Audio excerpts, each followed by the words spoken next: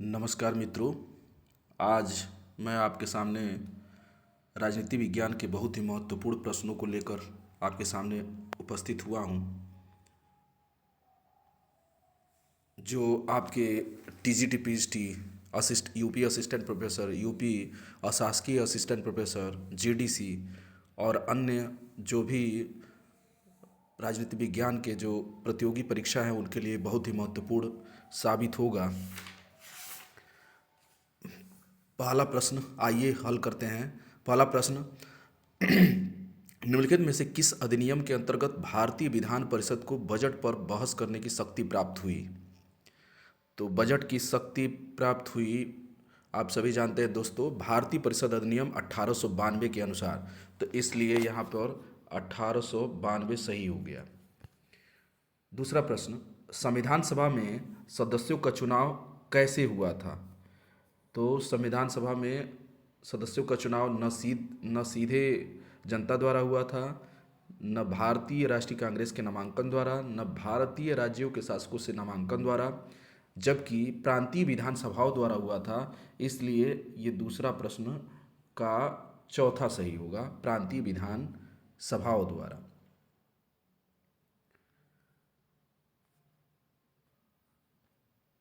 अब प्रश्न नंबर 3 पर चलते हैं, जो कि सूची 1 को सूची 2 से मिला सुमेलित किया जाना है। सूची 1, सूची 2। सूची 1 में ए, नियंत्रण परिषद की स्थापना। तो नियंत्रण परिषद की स्थापना कैसे हुई थी? तो नियंत्रण परिषद की स्थापना पिट्स इंडिया एक्ट के तहत हुई थी 1784 के द्वारा। तो कहाँ ए में 2, अर्थात बी क्वेश्चन सही है। इसमें बी क्वेश्चन पे हम सही का निशान लगाते हैं मित्रों। बी क्वेश्चन पे सही का निशान लगाएंगे। बी बी अर्थात नियंत्रण परिषद की स्थापना 2 पिट्स इंडिया एक्ट 1784 के अनुसार। बी सर्वोच्च न्यायालय की स्थापना नियामक 1773 ईस्वी के अनुसार, जो रेगुलेटिंग एक्ट के नाम से जाना जाता है। और इंग्लिश मशीनरियों को भारत में करने की अनुमति ये जाएगा 1813 चार्टर एक्ट अधिनियम के अनुसार। गवर्नर जनरल की परिषद में कानूनी सदस्य की नियुक्ति यह जाएगा चार्टर एक्ट या चार्टर अधिनियम 1833 के अनुसार। अब आते हैं मित्रों प्रश्न नंबर 4 पर। प्रश्न नंबर 4, निम्नलिखित में से किस अधिनियम में कलकत्ता में सर्वोच्च न्यायालय की स्थापना का प्राविधान किया गया था? किस अधिनियम में कलकत्ता में सर्वोच्च न्यायालय की स्थापना का प्राविधान किया गया था? तो ये था रेगुलेटिंग एक्ट जो 1773 है, उसके अनुसार सर्वोच्च न्यायालय की स्थापना का प्रावधान किया गया था। तो चौथा का पहला ए सही होगा। प्रश्न नंबर 5 पे चलते हैं। केंद्र में द्वैध शासन किस अधिनियम के अंतर्गत स्थापित किया गया था? केंद्र में द्वैध शासन किस अधिनियम के अंतर्गत स्थापित किया गया था? तो इसका आंसर होगा भारत सरकार अधिनियम 1935। भारत सरकार अधिनियम 1935 के अनुसार ये केंद्र में द्वैध शासन की स्थापना की गई थी। प्रश्न नंबर 6 पर चलते हैं। कैबिनेट मिशन योजना के अंतर्गत संविधान निर्मात्री परिषद में प्रत्येक प्रांत को आवंटित सदस्य संख्या निर्धारित करने के लिए एक प्रतिनिधि कितनी जनसंख्या के अनुपात में था? तो ये मेरा मानना है लगभग 10 लाख जनसंख्या पर एक निर्वाचन क्षेत्र था भारतीय संविधान सभा में। तो इसका आंसर होगा बी। छठवें प्रश्न का आंसर होगा बी, 10 लाख जनसंख्या पर 10 लाख जनसंख्या पर एक निर्वाचन क्षेत्र। प्रश्न नंबर 7 पर चलते हैं। एक निर्वाचित संविधान सभा द्वारा सर्वप्रथम भारत के संविधान का निर्माण करने का प्रस्ताव किया गया था। पुनः एक बार प्रश्नों को सुन लें। एक निर्वाचित संविधान सभा द्वारा सर्वप्रथम भारत के संविधान का निर्माण करने का प्रस्ताव किया गया था। इसके ऑप्शन है, पहला साइमन कमीशन द्वारा, दूसरा है भारत सरकार अधिनियम 1935 द्वारा, तीसरा है क्रिप्स मिशन द्वारा, और चौथा है ब्रिटिश कैबिनेट डेलीगेशन के द्वारा। तो इसमें होगा क्रिप्स मिशन के द्वारा क्रिप्स मिशन 7 नंबर प्रश्न का सही होगा क्रिप्स मिशन। अब आते हैं प्रश्न नंबर 8 में। भारत में उपनिवेशी शासन के संबंध में 1883 में इल्बर्ट बिल का उद्देश्य क्या था? पुनः सुने प्रश्न को। भारत में उपनिवेशी शासन के संदर्भ में 1883 में इल्बर्ट बिल का उद्देश्य क्या था? पहला ऑप्शन, पहला विकल्प, जहां तक अदालतों की दांडिक अधिकारिता का संबंध था, भारतीय तथा यूरोपीय लोगों को बराबरी पर रखना।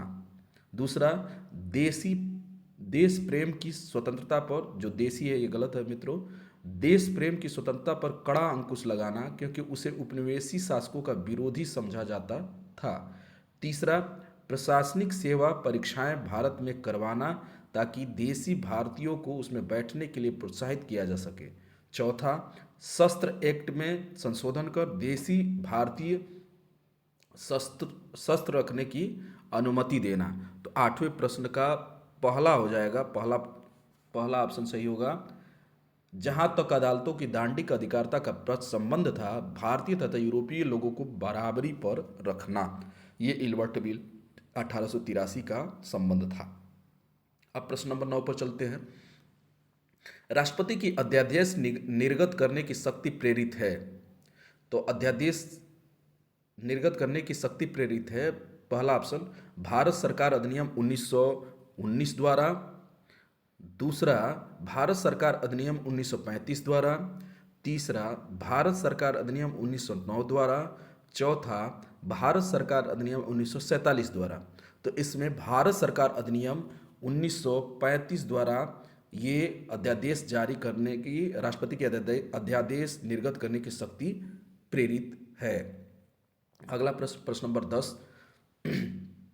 भारतीय विधान पालिका प्रथम बार द्विसदनीय बनाई गई, किसके द्वारा बनाई गई?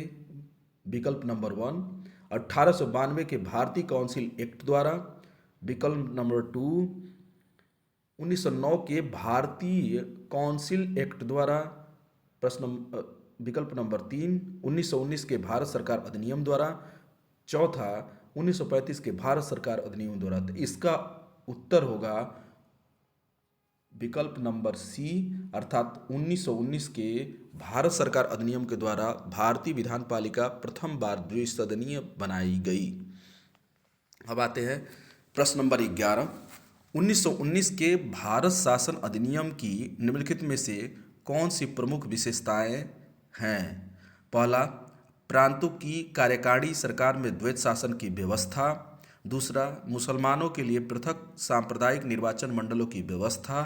तीसरा, केंद्र द्वारा प्रांतों को विधायनी शक्ति का हस्तांतरण। तो इसका होगा 2 और 3, अर्थात मित्रों, मुसलमानों के लिए पृथक सांप्रदायिक निर्वाचन मंडलों की व्यवस्था एवं केंद्र द्वारा प्रांतों को विधायनी शक्ति का हस्तांतरण 1919 के भारत सरकार अधिनियम की विशेषताओं में से एक है। अब चलते हैं प्रश्न नंबर 12।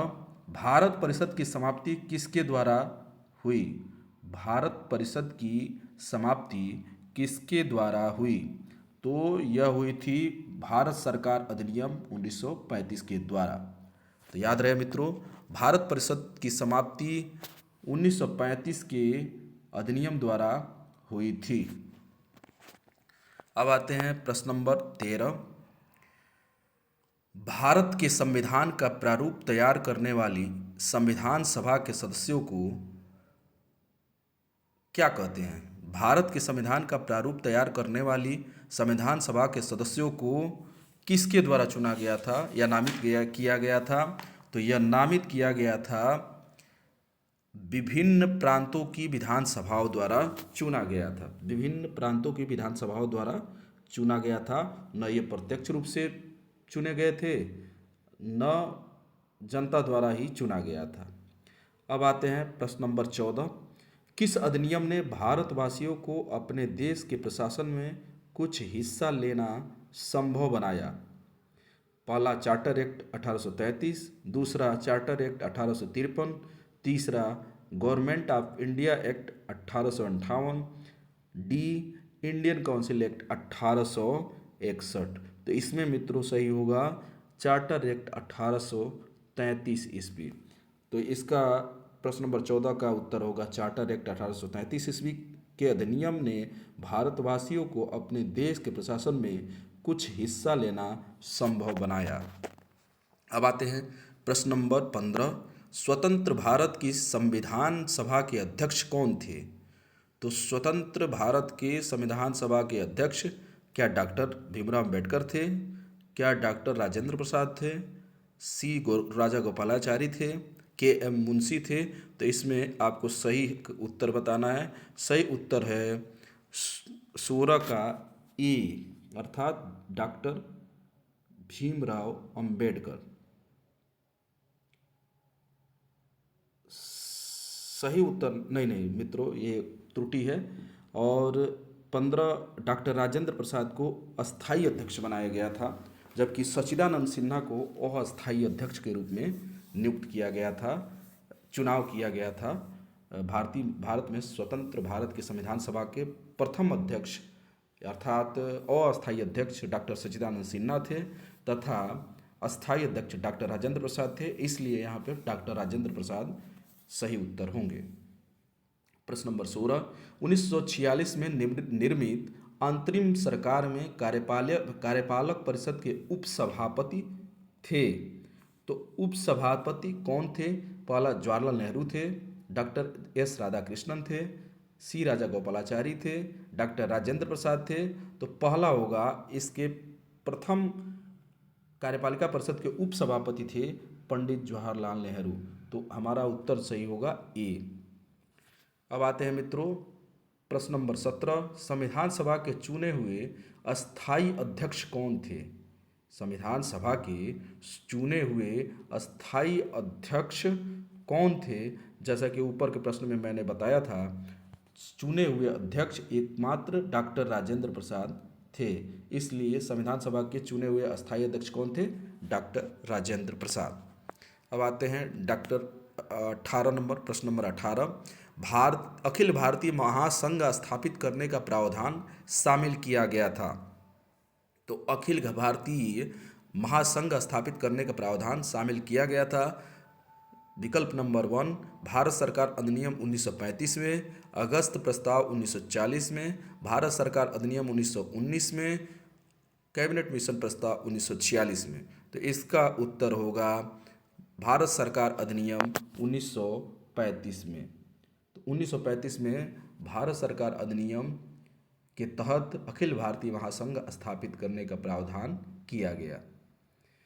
चलिए मित्रों आगे बढ़ते हैं। प्रश्न नंबर 19। भारत की संविधान निर्मात्री सभा के अध्यक्ष कौन थे? पुनः वही प्रश्न दोहराया गया है। भारत की संविधान निर्मात्री सभा के अध्यक्ष कौन थे? तो इसके अध्यक्ष, जैसा कि ऊपर वाले प्रश्न में मैं बता चुका हूँ, ऊपर वाले प्रश्न में, तो इसके अध्यक्ष थे डॉक्टर राजेंद्र प्रसाद। कौन थे मित्रों? डॉक्टर राजेंद्र प्रसाद। अब आते हैं प्रश्न नंबर 20। भारत के लिए संविधान की रचना हेतु संविधान सभा का विचार निम्नलिखित में से सर्वप्रथम किसने प्रस्तुत किया था? एक बार पुनः प्रश्न को हम देखेंगे गौर से। भारत के लिए संविधान की रचना हेतु संविधान सभा का विचार निम्नलिखित में से सर्वप्रथम किसने प्रस्तुत किया? पहला स्वराज्य पार्टी ने 1934 में, दूसरा कांग्रेस पार्टी ने 1936 में, तीसरा मुस्लिम लीग ने 1942 में, चौथा सर्वदलीय सम्मेलन ने 1946 में।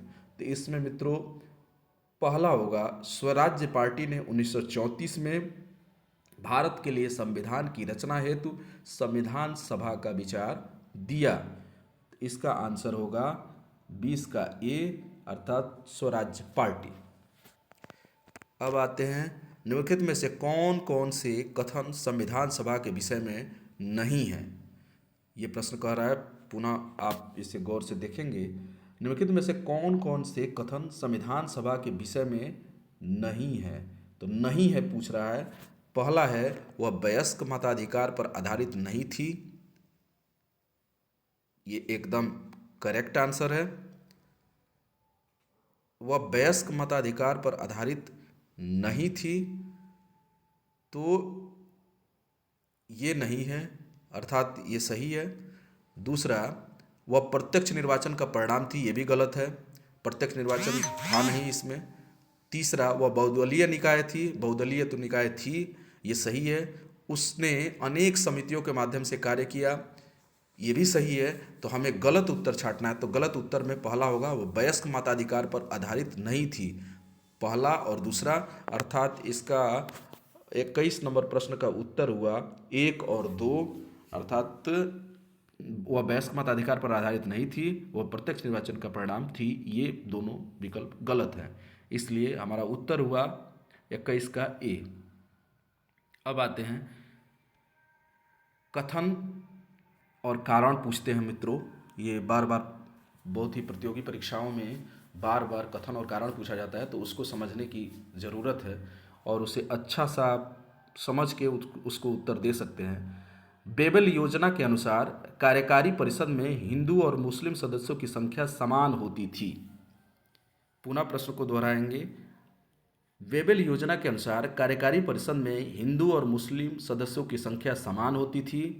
कारण, बेबल का विचार था कि ऐसी व्यवस्था से भारत का बंटवारा बच जाता।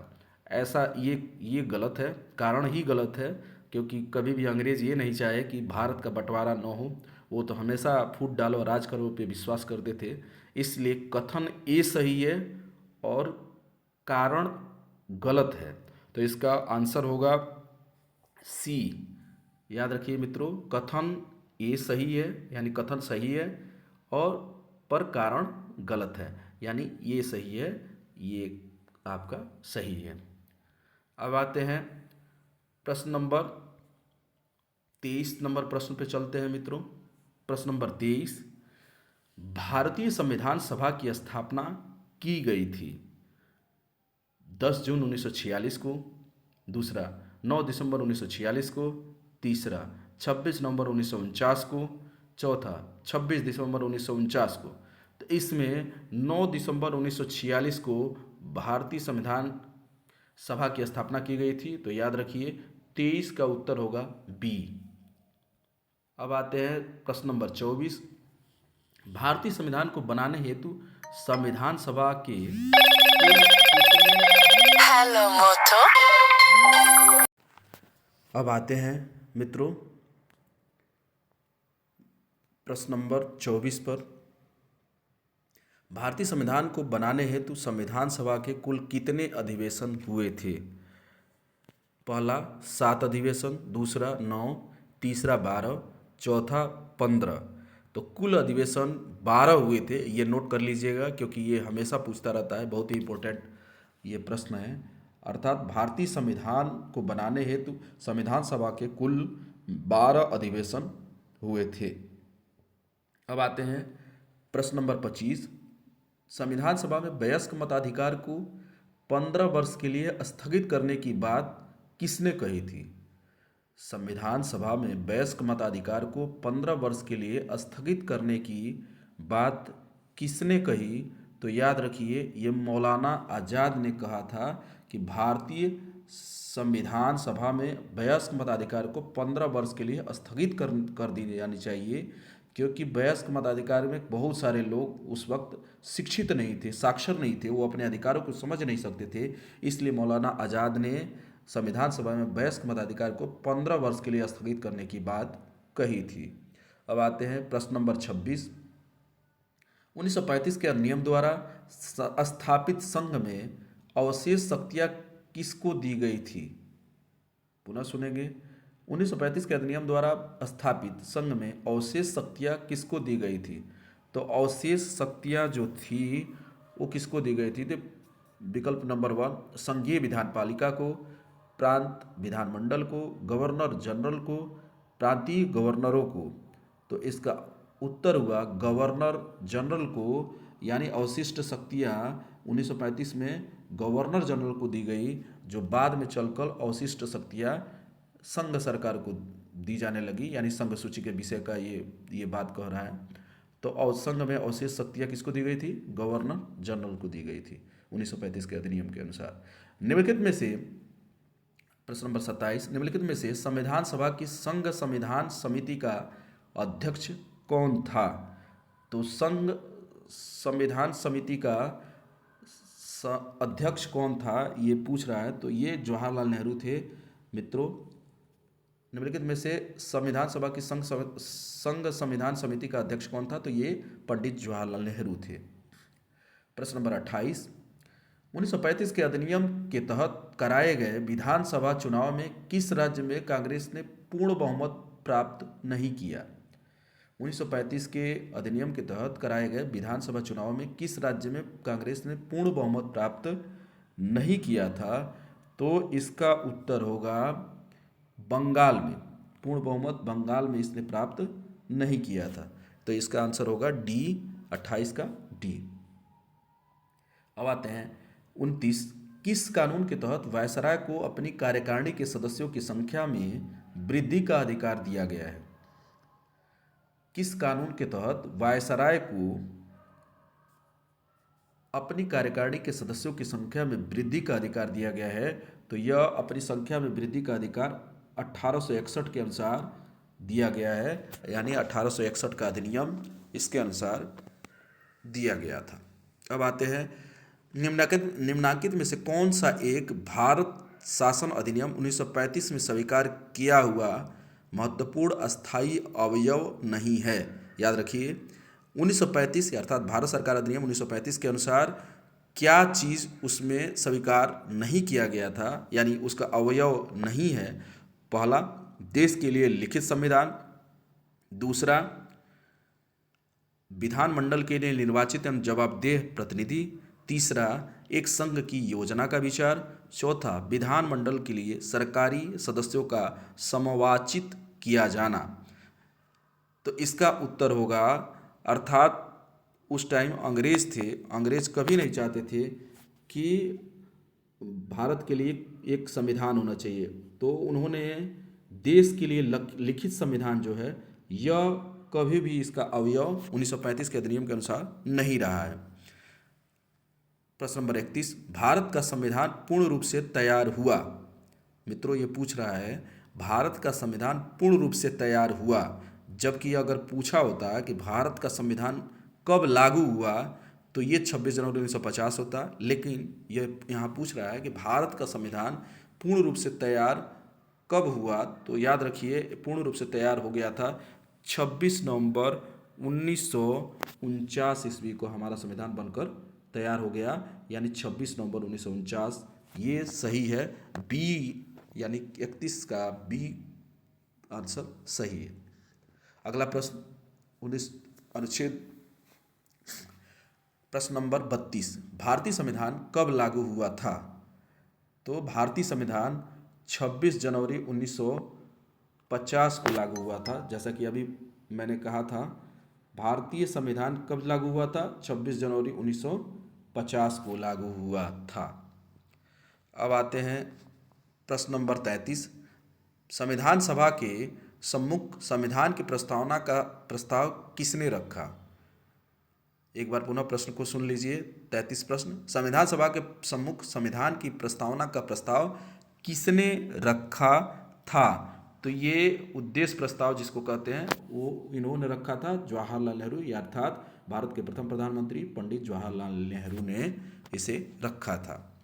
प्रश्न नंबर 34, भारत के संविधान में केंद्र और राज्यों के बीच किया गया शक्तियों का विभाजन इनमें से किसमें उल्लिखित योजना पर आधारित है? तो प्रश्न नंबर 34 का आंसर है भारत सरकार अधिनियम 1935 ईस्वी। भारत सरकार अधिनियम 1935 ईस्वी भारत के संविधान में केंद्र और राज्यों के बीच की गई शक्तियों का विभाजन के नाम से जाना जाता है या इस योजना पर आधारित है। अब आते हैं प्रश्न नंबर 35। प्रश्न नंबर 35, किस वर्ष संसद ने भारतीय संविधान अपनाया? तो भारत का संविधान किस वर्ष इन्होंने अपनाया था? तो 1950 को, जैसा कि 26 जनवरी 1950 को भारत का संविधान लागू हुआ, उसी के अनुसार ये प्रश्न को मोड़ दिया गया है। एमपीपीसीएस में पूछा था 1950 में भारतीय संविधान को अपनाया गया था? प्रश्न नंबर 36, 1946 के चुनाव के पश्चात मुस्लिम लीग ने किस प्रांत में अपनी सरकार बनाई?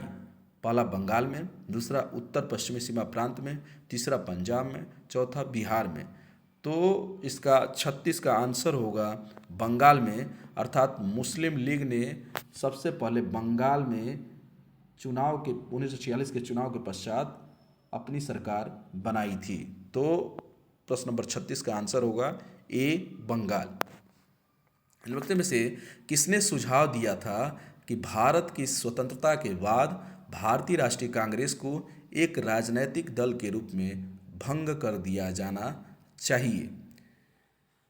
तो भारतीय राष्ट्रीय कांग्रेस को भंग करने की बात कहने वाले पहला सी राजागोपालाचारी, दूसरा जयप्रकाश नारायण, तीसरा आचार्य कृपलानी, चौथा महात्मा गांधी। तो ऐसा कोई और नहीं, दूसरा नहीं, इसमें महात्मा गांधी ने ही कहा था कि अब भारतीय राष्ट्रीय कांग्रेस को जो आज़ादी के लिए लड़ रही थी अंग्रेज़ों से, उसको अब समाप्त कर दिया जाना चाहिए, यानी भंग कर दिया जाना चाहिए। तो महात्मा गांधी ने भारतीय राष्ट्रीय कांग्रेस को भंग करने की सलाह दे दी। प्रश्न नंबर 38, निम्नलिखित कथनों पर विचार कीजिए। पहला, तृतीय गोलमेज सम्मेलन के विचार विमर्श की परिणति भारत सरकार अधिनियम 1935 के पारित होने के रूप में हुई। दूसरा, भारत सरकार अधिनियम 1935 ने ब्रिटिश भारत के सूबों और भारतीय रियासतों के एक संघ पर आधारित ऑल इंडिया फेडरेशन के गठन का उपबंध किया। तो इसमें से कौन सा सही है, उपरोक्त में से कौन सा सही है, ये पूछ रहा है।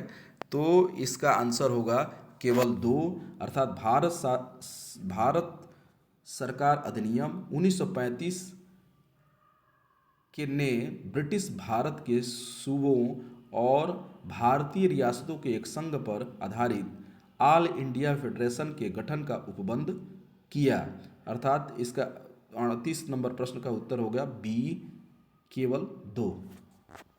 अब आते हैं प्रश्न नंबर 39, निम्नलिखित कथनों पर विचार कीजिए। पहला, भारत की संविधान सभा ने राष्ट्रीय ध्वज का प्रारूप 22 जुलाई 1947 को अपनाया था। दूसरा, राष्ट्रीय ध्वज के बीच चक्र में 21 तीलियां हैं। तीसरा, राष्ट्रीय ध्वज की चौड़ाई लंबाई का अनुपात 3:4 है।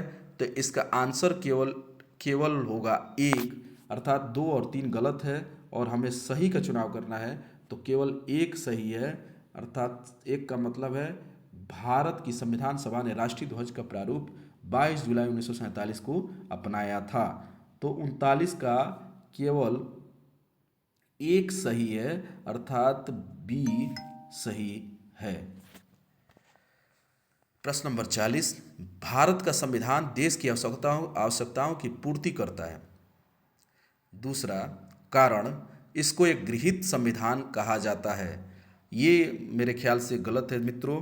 तो ए और आर दोनों सही है और आर ए की सही स्पष्टीकरण नहीं है। दोनों सही है, अपने अपने स्तर से दोनों सही है, लेकिन इसमें ए और आर दोनों सही है और आर ए का सही स्पष्टीकरण नहीं है।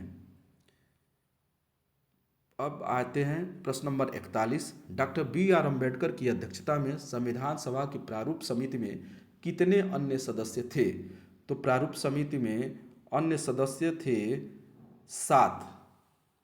तो इनको मिलाकर अन्य सदस्य कितने थे? 7। कुल मिलाकर प्रारूप समिति में 7 सदस्य थे। एक अम्बेडकर को मिलाकर 7 थे, लेकिन अम्बेडकर को छोड़कर 6 लोग थे, यानी बी सही है, यानी 41 का जो उत्तर होगा बी 6। अब आते हैं भारतीय संविधान 42 नंबर क्वेश्चन, भारतीय संविधान सभा की प्रारूप समिति का अध्यक्ष कौन था? अभी ऊपर के प्रश्न में हम देखे हैं। तो भारतीय संविधान सभा की प्रारूप समिति का अध्यक्ष जो थे वो डॉक्टर भीमराव अंबेडकर थे, यानी ए 42 का ए उत्तर सही है। प्रश्न नंबर 43, 1937 के चुनाव के पश्चात यूपी में गठित मंत्रिमंडल में किसको वित्त विभाग दिया गया था? तो पहला जीबी पंत, दूसरा KN काटजू, तीसरा रफ़ी अहमद किदवई, चौथा KM मुंशी। तो इसका आंसर होगा रफ़ी अहमद किदवई जो थे वो 1937 के चुनाव के पश्चात यूपी में गठित मंत्रिमंडल में उनको वित्त विभाग दिया गया था। अब आते हैं प्रश्न नंबर 45 पर। निम्नलिखित में से किस अधिनियम ने संवैधानिक निरंकुश, प्रश्न नंबर 44 छूट गया है मित्रों, प्रश्न नंबर 44 देखते हैं। भारतीय संविधान ने डॉक्टर बी आर अम्बेडकर की अध्यक्षता में प्रारूप समिति का गठन कब किया था? पहला ऑप्शन 13 दिसंबर 1946, दूसरा 22 जनवरी 1947, तीसरा 3 जून 1947, चौथा 29 अगस्त 1947। तो इसका आंसर होगा 29 अगस्त 1947 को क्या किया गया था? संविधान सभा ने डॉक्टर भीमराव अम्बेडकर की अध्यक्षता में प्रारूप समिति का गठन किया था। अब आते हैं प्रश्न नंबर 45 पर। निम्नलिखित में से किस अधिनियम ने संवैधानिक निरंकुशता के सिद्धांत का अनुमोदन किया? पहला 1909 का इंडियन काउंसिल अधिनियम, दूसरा 1919 का गवर्नमेंट ऑफ इंडिया अधिनियम, तीसरा 1935 का अधिनियम, चौथा 1947 का भारतीय स्वतंत्रता अधिनियम। तो इसमें सही होगा 1935 का अधिनियम। 1935 का अधिनियम ने संवैधानिक निरंकुशता के सिद्धांत का अनुमोदन किया था। चलिए प्रश्न नंबर 46, संविधान सभा के प्रांतीय संविधान समिति का अध्यक्ष कौन था? यहाँ पूछ रहा है कि प्रांतीय संविधान समिति का अध्यक्ष कौन था? पहला डॉक्टर भीमराव अम्बेडकर थे, दूसरा पंडित जवाहरलाल नेहरू थे, तीसरा डॉक्टर राजेंद्र प्रसाद थे, चौथा सरदार वल्लभ भाई पटेल थे। तो प्रांतीय संविधान समिति का जो अध्यक्ष था वह सरदार वल्लभ भाई पटेल थे, जिन्होंने 565 रजवाड़ों को एक करने का काम किया, जिन्हें लौह पुरुष के नाम से जाना जाता है। चलिए प्रश्न नंबर 47, डॉक्टर भीमराव अम्बेडकर का जन्म और मृत्यु कब हुआ? तो याद रखिए, बार बार कई बार प्रश्नों में पूछता है डॉक्टर भीमराव अम्बेडकर का जन्म और मृत्यु कब हुआ। तो इनका जन्म हुआ, पहला ऑप्शन विकल्प देख लेते हैं। पहला 1886 1951, 1891 1956, तीसरा 1877 1961, चौथा 1889 1961। तो इसमें से जो सही आंसर हमारा होगा वह 1891, अर्थात 1891 और 1956। उनका जन्म 1891 में हुआ और मृत्यु उनका 1956 में हुआ था। अब आते हैं प्रश्न नंबर 48, किस वर्ष में जनगण मन को भारत के राष्ट्रगान के रूप में अपनाया गया था? पहला 1948 में अपनाया गया था, दूसरा 1949 में अपनाया गया था, तीसरा 1950 में अपनाया गया था और चौथा 1951 में अपनाया गया था।